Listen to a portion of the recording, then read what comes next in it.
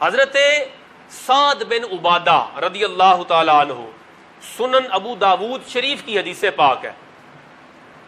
حضرت سعد بن عبادہ حضور صلی اللہ تعالی علیہ وسلم کی خدمت اقدس میں حاضر ہوئے. عرض کرتے ہیں یا رسول اللہ صلی اللہ تعالی علیہ وسلم، سعد کی ماں وفات پا گئی ہے، ان کی والدہ وفات پا گئی تھی، تو سعد کی امی فوت ہو گئی ہیں. حضور ارشاد فرمائے میں اپنی مرحوم والدہ کے لیے کون سا صدقہ کروں؟ فَأَيُّ الصَّدَقَةِ أَفْضَلُ، کون سا صدقہ کرنا افضل ہے؟ قال الماء، حضور صلی اللہ تعالی علیہ وسلم نے فرمایا پانی کا صدقہ کرنا افضل ہے. اب حضرت سعد نے کیا کیا؟ آپ نے ایک کنواں کھدوایا، پانی کا نیا کنواں تیار کروایا، اور تیار کروا کے اسے اللہ کے نام پہ وقف کیا. اور وقف کر کے تو آپ کا جملہ غور طلب ہے، آپ نے فرمایا کہ ہذہ لأم سعد، کنواں نیا کھدوایا، تیار کروایا، اور نیا کنواں تیار کروا کے اس پر نام کیا بولا کہ یہ کنواں سعد کی ماں کے لیے ہے. مطلب کیا تھا کہ میں نے یہ کنواں اللہ کے نام پہ کھدوایا ہے، اللہ کے بندوں کے پینے کے لیے یہ تیار کروایا ہے.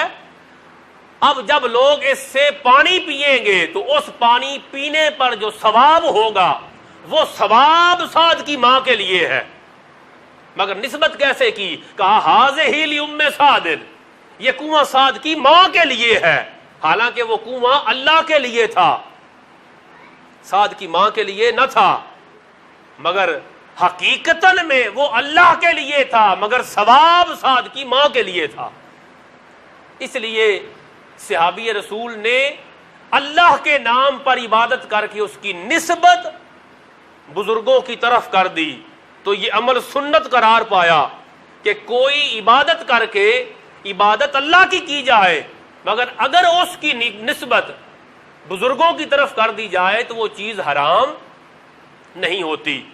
ایک دوسری حدیث پاک کسی عنوان پر، وہ بھی سنن ابو داود شریف کے اندر موجود ہے، اس میں یہ ہے کہ حضور صلی اللہ تعالی علیہ وسلم نے فرمایا کہ قیامت کے دن اللہ تعالی مسجد عشار سے ایسے شہیدوں کو اٹھائے گا کہ شہدائے بدر کے سوا کوئی ان کے ساتھ کھڑا نہ ہوگا.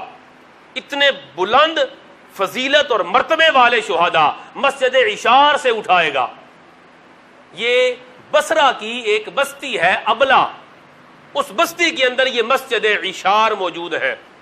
میرے آقا نے فرمایا مسجد عشار سے اللہ قیامت کے دن ایسے شہیدوں کو اٹھائے گا کہ شہدائے بدر کے سوا کوئی ان کا مقابلہ نہ کر سکے گا. اور ایک وفد جا رہا تھا، کچھ لوگ مسجد عشار کی طرف، بصرہ کی طرف جا رہے تھے. حضرت ابو ہریرہ حرم کعبہ میں موجود تھے، آپ اس وقت بصرہ نہیں جا سکتے تھے. آپ کے دل میں اس حدیث پاک کی وجہ سے یہ شوق تھا کہ وہاں پہ جایا جائے اور جا کے اللہ کی عبادت کی جائے.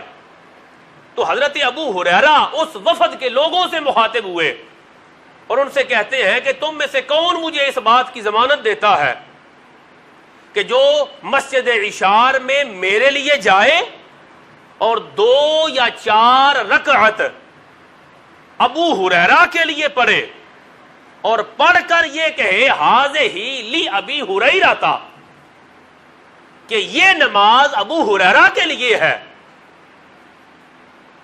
یہ جملے پہ غور کرے، نماز اللہ کے لیے ہوتی ہے، ابو ہریرہ کے لیے نہیں ہوتی. یہ بات مجھے اور آپ کو پتا ہے. کیا صحابی رسول کو علم نہ تھا؟ انہی سے تو ہم سیکھ رہے ہیں اور قیامت تک انہی سے تو لوگ سیکھتے رہیں گے. تو پھر مطلب کیا ہے؟ مطلب یہ ہے کہ عبادت اللہ کی جائے، مسجد عشار میں جا کر 2 رکعت نماز نفل اللہ کی بندگی ادا کی جائے اور اللہ کے لیے اللہ کی عبادت کر کے اس کا ثواب حضرت ابو ہریرہ کو دیا جائے. مگر جملہ کیا بولا؟ ہذہ لی ابی ہریرہ. مطلب کیا بنا کہ اللہ کی عبادت کر کے اگر اس کا ثواب کسی اللہ والے کو دیا جائے اور اس پر نام بھی کسی بزرگ کا لے لیا جائے تو وہ چیز حرام نہیں ہوتی.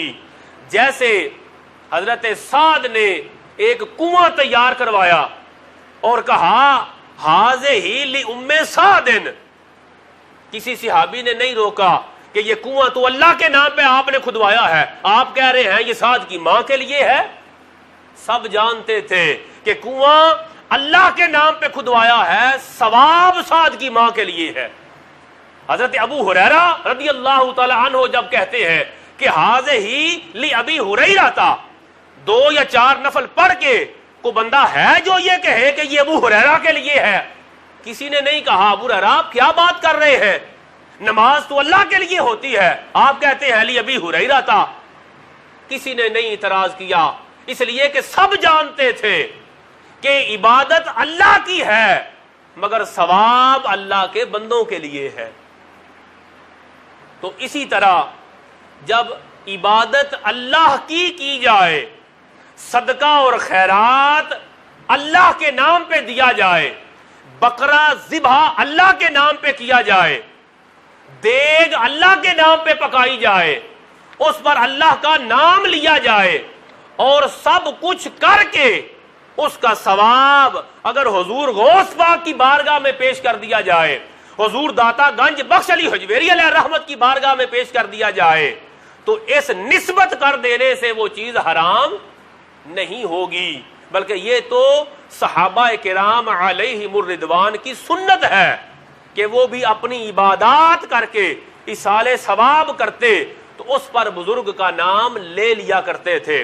تو جس طرح ہذہ لأم سعد یہ جائز ہے، ہذہ لأبی ہریرہ جس طرح یہ کہنا جائز ہے، اسی طرح اس کا اردو میں ترجمہ کہ یہ دیگ غوث پاک کے لیے ہے، یہ بکرا غوث العظم کے لیے ہے، یہ کھانا داتا پاک کے لیے ہے، اردو میں ترجمہ صرف یہ بنتا ہے جس طرح وہ جائز ہے اسی طرح یہ بھی جائز ہے. بس اللہ تعالی عقل سلیم عطا فرمائے.